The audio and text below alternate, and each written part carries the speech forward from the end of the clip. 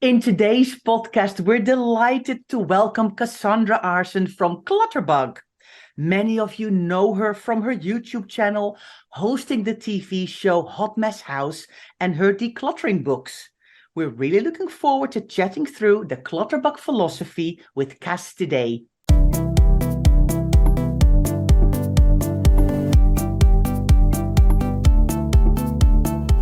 You're listening to the Declutter Hub podcast, bringing you tried and tested, no-nonsense tips and advice from the leading experts in decluttering and organising your home. Now here are your hosts, Ingrid Jansen and Leslie Spellman.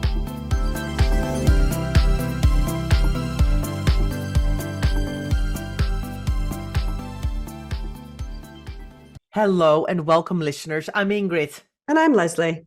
If you're new to the Declutter Hub podcast, you're so welcome. What you'll find is that we try and find a fun factor in the serious business of decluttering. And if you've been here for a while, you know exactly what we mean. So thank you so much for listening. If you'd like to get involved in conversations relating to this podcast, it all takes place in our Facebook group. So come and join our lovely, warm, supportive community. To find the Facebook group, go to declutterhub.com/group to find out more, or you can search for the Declutter Hub community on Facebook. Hi, thanks for having me. Hello, Cass. Thank you so much for coming onto our show. I'm very excited to be here. I could listen to the two of you talk all day. Your voice is like, and likewise, we love Canadian. We love a Canadian accent as well. So thank you so much for being here, Cass. It's lovely to see you. We feel like we know you already because we've watched your YouTube channel for years. How long have you had your YouTube channel, Cass? A really long time. I had is so long. I think it's been 10 years for Clutterbug, but then I had Malito 79 before that even. Don't look that up. That's embarrassing. But I want to say that's like 14 years. Forever. That's how it's forever. Basically, for anybody that doesn't know Cass is another professional organizer. As I say, she's got a big YouTube channel, she's got books, and she has this fabulous thing called the Clutterbug philosophy. And we're going to delve into that in a moment. But Cass has gone on quite the journey herself and considers herself to be a recovering super slob. That's your terminology, Cass, not us, okay? And so we'd love to know a little bit about your journey so far and what brought you to here and what brought you into being a professional organizer and why everybody loves your YouTube channel so much. I'm a naturally messy person. I don't want to say messy. That's not nice, but I don't stop and think very often. I'm like over here. And so when I'm doing things, whether it's getting ready in the morning, making a sandwich, writing a note, my mind moves on before my body has a chance to finish this task. And so naturally, I just leave things where they lie because I'm already moved on. It isn't that I'm making a conscious decision to not pick up after myself. It really is that my brain just goes somewhere else. And growing up like this, my locker was a mess at school, and then my bedroom was always a mess. And even when I became an adult, I was never good at stopping and thinking and putting something away if it was even remotely detailed. I would pay a bill. I would never think to file it in credit card or electricity bill. I would just shove it in the nearest drawer because in my brain, hidden was away, if that makes sense. But then it got to the point where all my hidden spaces were jammed. I couldn't even open drawers or closets. And so I'd have a pile here and there. And then before you know it, I had a literal path from my door to the sofa, to the fridge, to my bedroom. And I had piles that were even waist high. And I was stepping on my own belongings. But it was such a gradual fill that it's almost like I was clutter blind and I didn't realize it until I got married and had children. And now there's other little people and big people in my house. And it was embarrassing and it was causing a lot of stress in my relationships. And I just also felt like such a failure as a mom. Like I'm a stay-at-home mom and yet my house is ruined. My only job is to keep up on it. Why is it like this?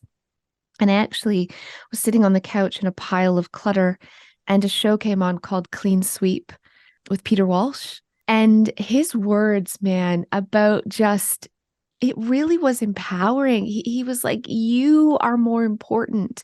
You're not respecting yourself. Let go of the things you aren't using. You deserve this. And I was just crying, watching this show. And I decided to try again. And I decided to really, really not just stack my stuff neater and shove it tighter in drawers, but let go. And then create some organizing systems that were easy for me to maintain. And it changed my life. It changed my life in a way that was so profound. I was talking about organizing and decluttering to every single person I would meet. I'd be like, this will change have you tried putting your things into baskets? And my husband was just like, could you stop talking about this? And for Christmas one year, he gave me a little camera and he said, there's this new thing called YouTube. Could you stop talking to me and maybe make a video and post it online and share with, strangers how they can change their life? And that's exactly what I did. And I guess the rest is history. I also started working with friends and family who eventually would like, my sister needs help too, or my friend or my neighbor.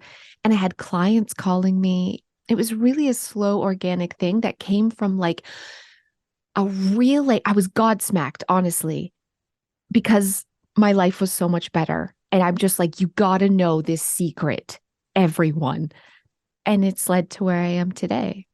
Fantastic. So how long did this journey take? Because it all sounds like Peter Walsh came on the TV and you went, I've had this light bulb eureka moment, and then you kind of fixed it. But presumably that was quite the journey to get to that point, right?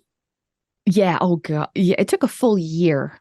Full year to get my house sorted, to get it decluttered and everything kind of having a home. And even those homes, I look back at it now and I'm like, well, that was embarrassing. Like it wasn't great, but everything had a place. It wasn't just shoved. Everything had a place to go and nothing had excess. That took a full year.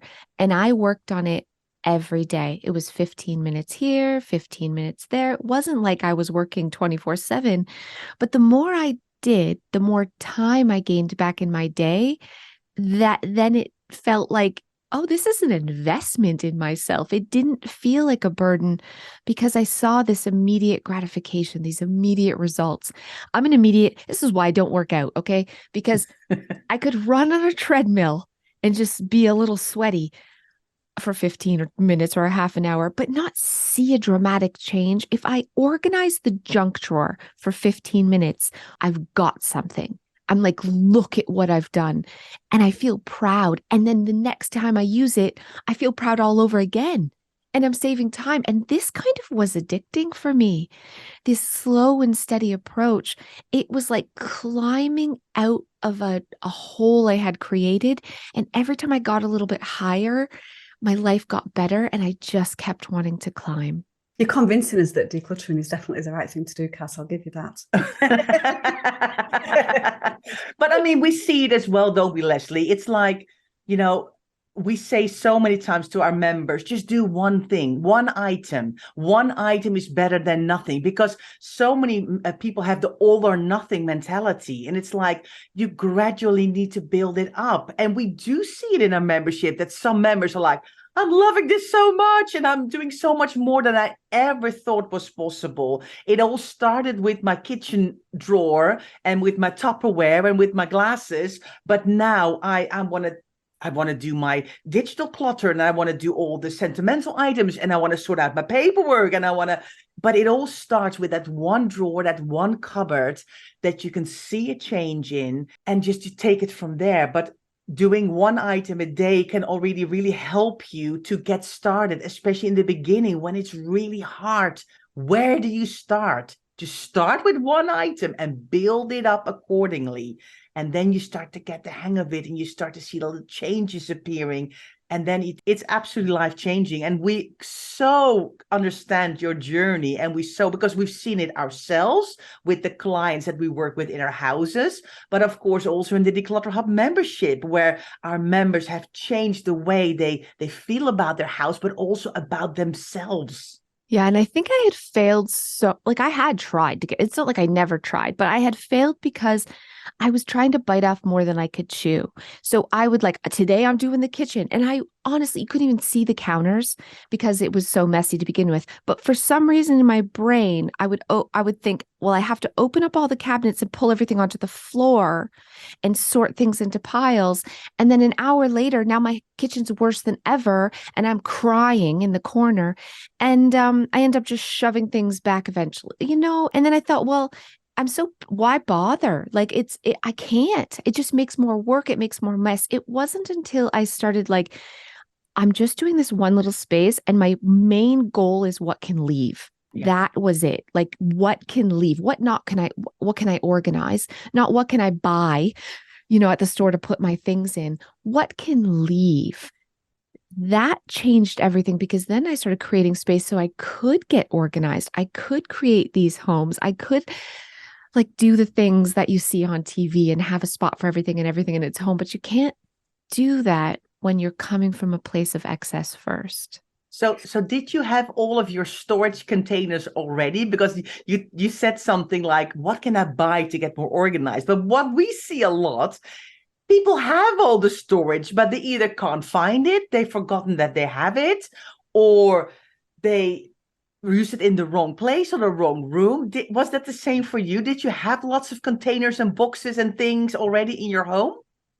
I really didn't, though. I do see this. Oh. Like I would say when I'm dealing with clients, they have so many containers, like they're throwing plastic at. But back then when I first started, this was a long time ago, organizing wasn't really as popular as it is now. You couldn't go to the dollar store and find a bunch of bins.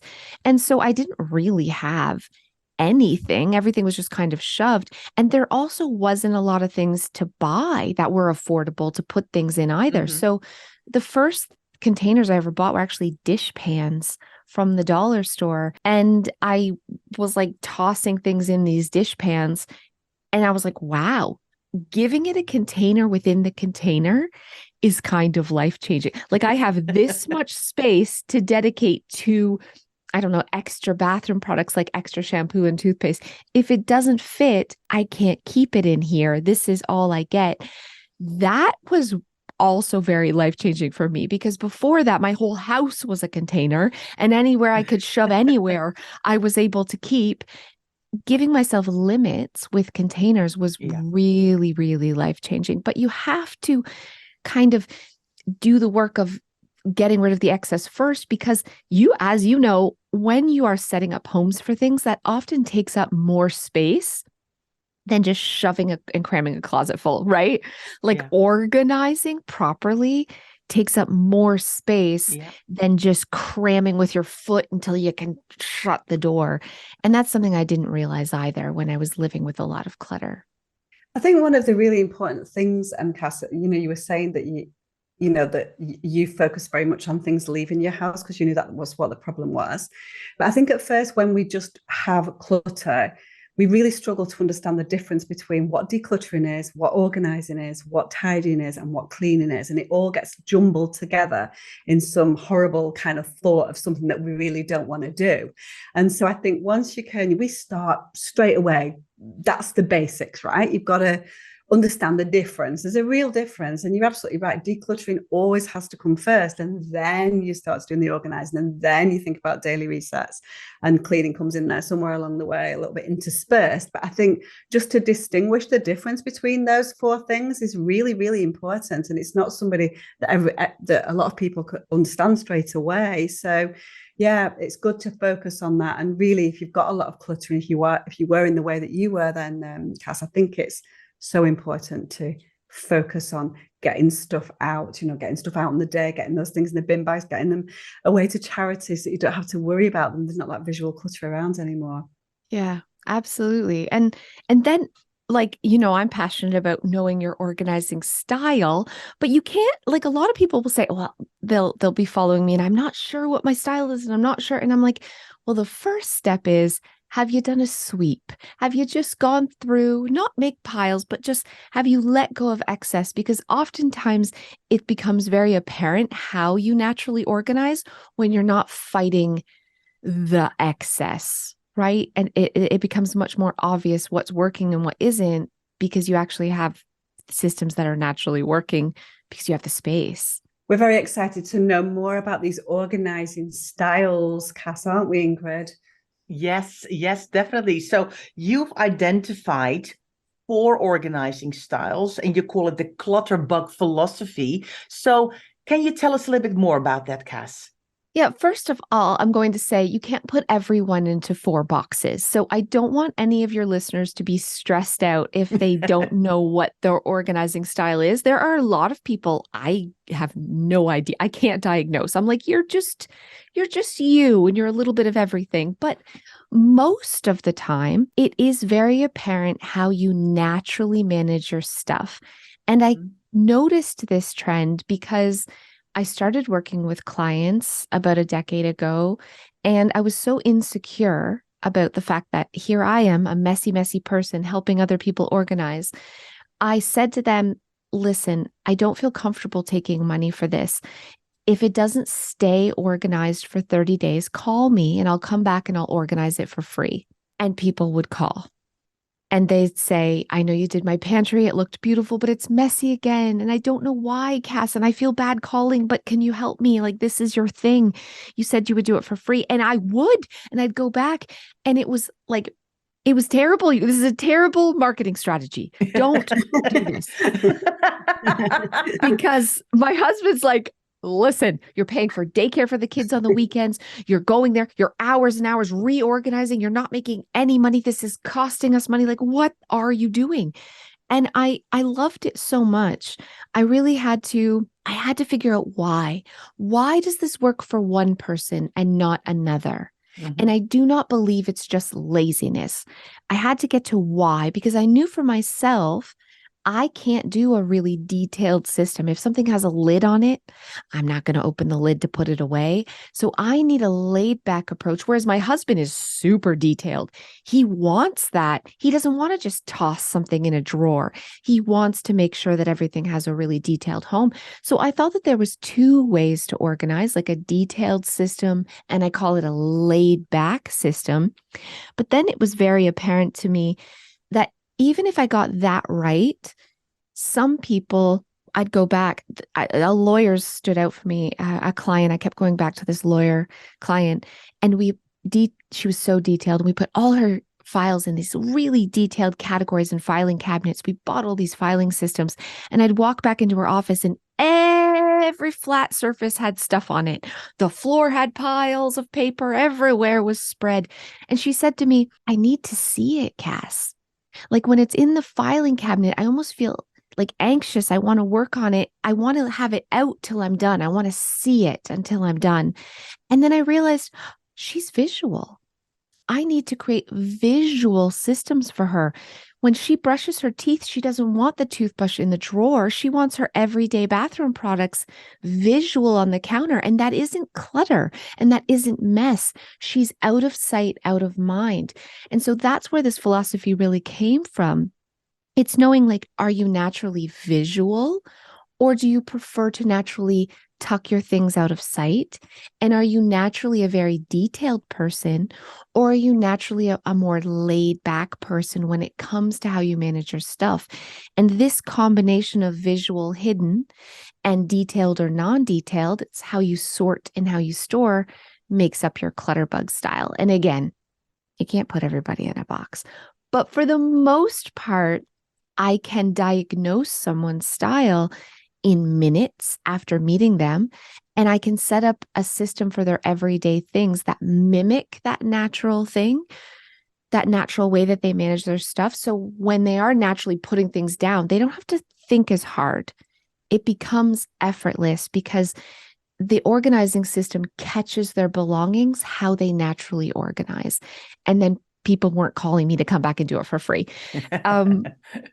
That's where it came from. Okay, well, perfect. Well, I would like to know more. I really want to delve into these 4 organizing styles. So let's go for a quick break. And then after the break, we'll find out all the names for these organizing styles as well. So come back soon. Hi, everyone. Welcome back. So before the break, we were chatting to Cass about her 4 different organizing styles. And she gave us an overview of visual, non-visual, detailed, not detailed. But you've actually given them names, haven't you, Cass? So can you tell us the 4 names of your organizing styles and maybe delve in a little bit of detail how that works? Yeah, so we could start with the beautiful butterfly. I named this organizing style a butterfly because when you think of the insect, a butterfly, they sort of flutter around. They're not really detailed. It's this flower and this flower, but they're very visual. So they're attracted to like the bright, beautiful flowers. And this is the same as a butterfly organizing style, a very visual person. It's very much out of sight, out of mind. They want to see their important everyday things, but they also are not very detailed. They're like over here, they have squirrel syndrome, I guess. It's like over here, over here. So they need a really laid back organizing approach, bigger categories, no lids, really simple, easy systems. And I call this the butterfly organizing style, and almost all small children are butterflies, but a lot of adults are butterflies too. And you kind of know you're a butterfly if the top of your dresser has a bunch of stuff all over it, but the dresser drawers are really empty. That's a good indication that you might be a butterfly. And the next organizing style I call a ladybug. And a ladybug, again, is a very laid back. They're not really detailed, but they're hidden. So they tend to tuck and hide things away. And I named this organizing style a ladybug because when you think of the insect as a ladybug, their shell looks very shiny and beautiful. And then they open up their wings and it's like their crunkled, jacked up wings are tucked under their shell, And that's a ladybug's house. You walk in, you're like, oh, this looks pretty tidy. And then you open a drawer or a closet and it's like, because the ladybug's just shoving. They want things hidden, but they're not taking the time to put things away in a detailed way. They're not thinking about where they're putting things away. They're just like shoving everywhere. So that's a ladybug style. So hidden and non-detailed. Then we have a cricket. A cricket is a traditional organizer. They want things hidden out of sight, but they're very meticulous and detailed. And I chose this bug because you never really see a cricket, but you hear them, right? So they're hidden. And when they rub their legs together, it's mathematical perfection. So crickets are very, very detailed people, but they want things hidden out of sight. And last, you have the bee, the very busy bee. And a bee is a very visual person. Again, you think of an insect, they're attracted to the bright, beautiful flowers. But a bee organizer, just like a bee insect, is very methodical. They're very logical, very detailed. Think of a hive. It's perfection, isn't it? Right? And they never visit the same flower twice. They're very, very methodical. And so is a bee organizer, very logical, very detailed, a bit of a perfectionist. And so that represents that style. And when you know yourself, you can really see these traits in yourself. You can say, okay, well, this is why this organizing system works, and this is why this one doesn't. And they all have their own little things that go with it, but it helps to know yourself. It really comes down to self-awareness, doesn't it? Mm. I'm already thinking now that several clients are popping into my head. I'm like, oh yeah, that person is exactly like that. And of course, me and Leslie had a whole conversation about this, didn't we, Leslie? And now I'm thinking, because we basically realized we think we're both crickets. But now when I listen to you, because we read up on all of your things, and now I'm like, maybe I am a bee. Yeah.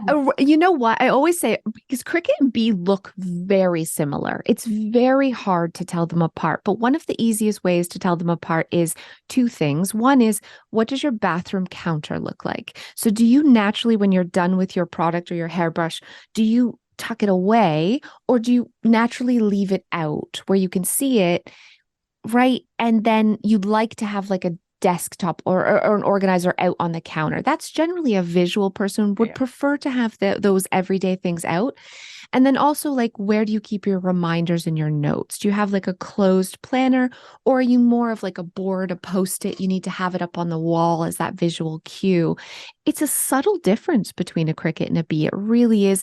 And you might be a cricket bee. You might be a combination of both. That's okay. No, this is difficult, really, isn't it? It's difficult because Ingrid and I are very different in terms of the way that we do things. So she's definitely the detailed person. We're both detailed people, of course we are, because we're professional organisers. So perhaps we come out of the remit of the organising styles a little bit more. But we're both sort of quite meticulous, but we put things. Sorry, no, we're not meticulous. I'm not meticulous. Why am I saying I'm meticulous? No, I'm quite laid back, right? So I'm the person who's like, as long as it's in a drawer in the right place, it's good enough. Ingrid's the folder, the detailed person, the one who likes to tick things off a list, and I'm on to the next thing. Do you know what I mean? So I don't know really, but we are quite different. But we both had ourselves down as crickets, didn't we? But I'm like you. When Cass explains it, I'm thinking B. Yeah. For both of us, which is scary, the fact that you and I be the same. What are you then, Cass? What are you? Come clean. So I'm a ladybug all day. I am not a detailed person. I want to have a home for everything, but that home has to be very, very simple. If it's hard to put away, I won't. I'll just shove it anywhere. So I need to be able to open a closet and toss something away like it's a basketball going in a net, or else it just is a mess. And that's just the truth. So I am a hider. I will naturally clear off all my surfaces. Anything left out really stresses me out, but I do not put things away in a detailed way. In fact, how I file my paperwork, now you're going to die. Both of you are going to die, but listen, when I'm done paying a bill, I shove it in a basket called Paid Bills 2023. And it just stacks, and I deal with it at tax time. And that really works for me. And I say, on the bottom is January, then February, then March, then April. But the truth is, I'm not going back to those things anyways. And if I have to, it's kind of piled.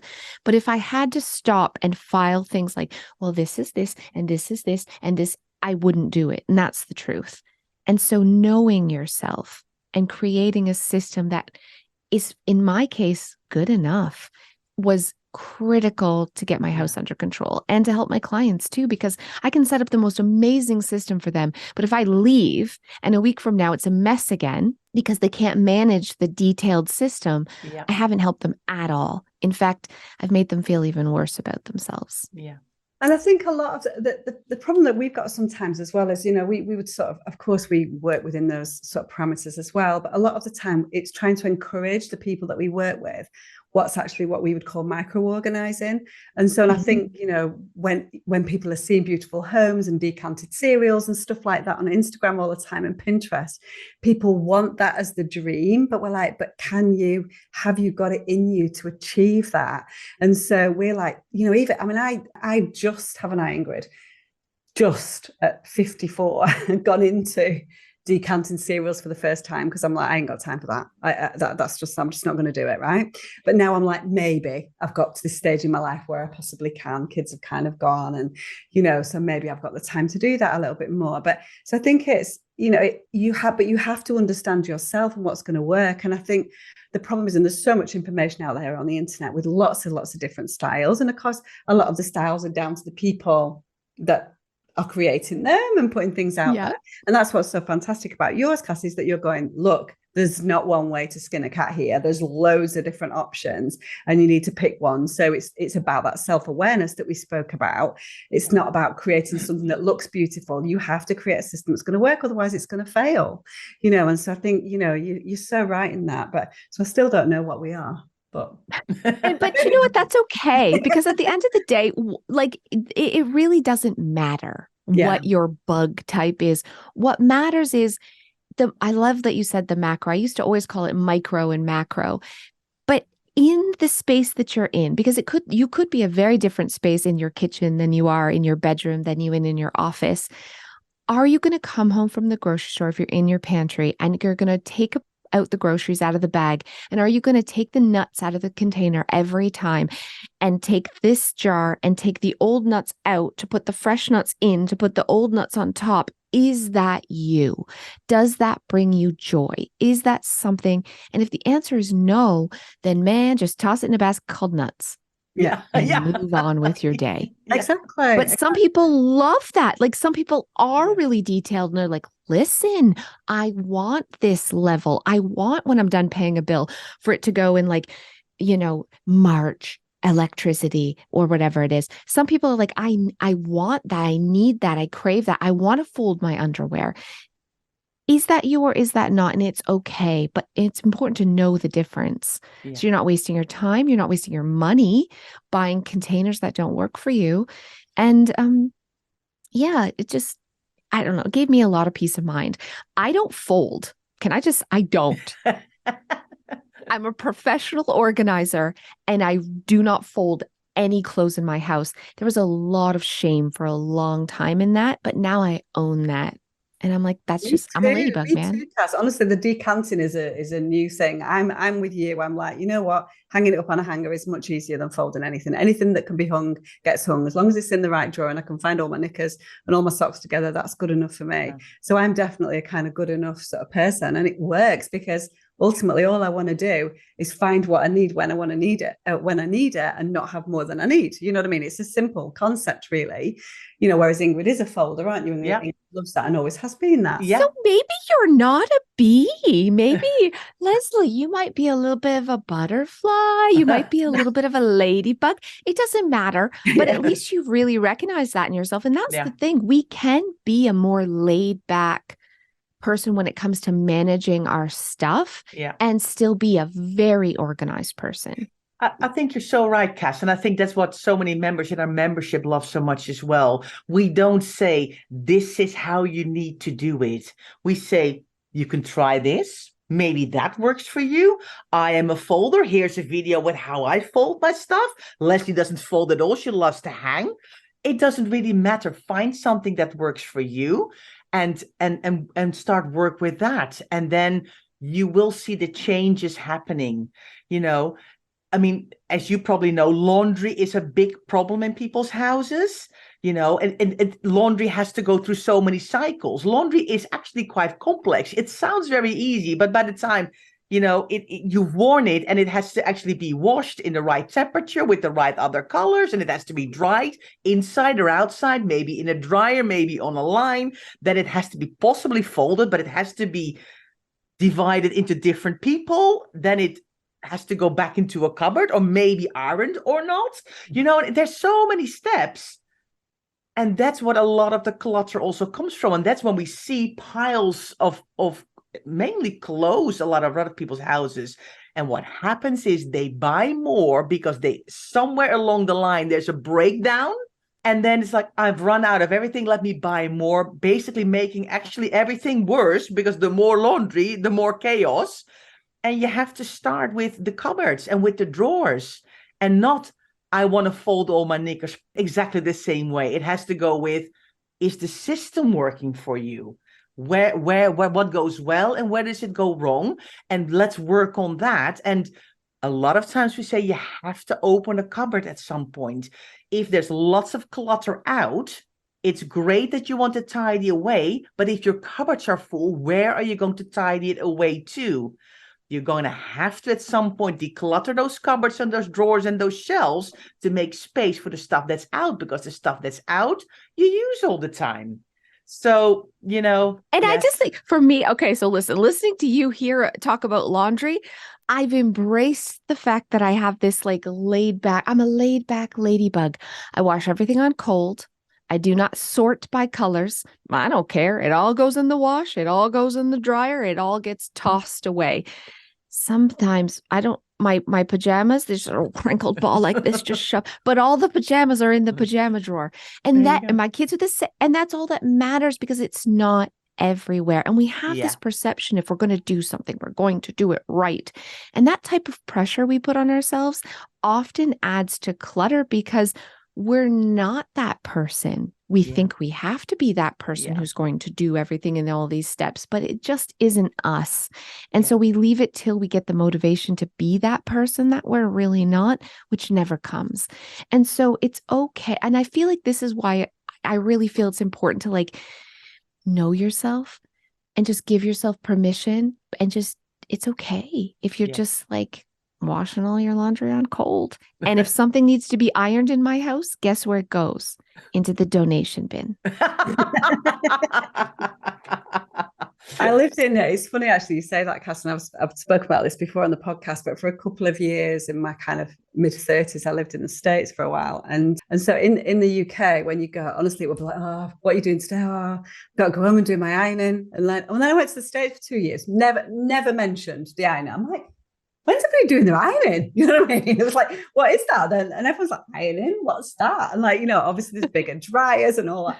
And I'm like, oh, there's a whole world that means that you don't have to actually iron. And so all of a sudden, then they should just get it out the dryer, put it on a hanger, smooth it down, good enough, or buy the right kind of stuff. And it was a whole revelation to me. So since then, I'm like, if we can get a hanging rail in a utility room for drying things, smooth it down, job done, no ironing required. Do you know what I mean? So maybe it's a North American thing. Maybe it is. I think too, like, yeah, we buy a lot of crappier clothes. Maybe there's a lot of polyester in my wardrobe. I'm not going to lie. And so you could literally just shake that thing. It could be in a crumpled tight ball and you just shake it. It's like, oh yeah. But I search clothes like that out because I know myself. Yeah. I'm not going to take things out of the dryer and immediately put them away.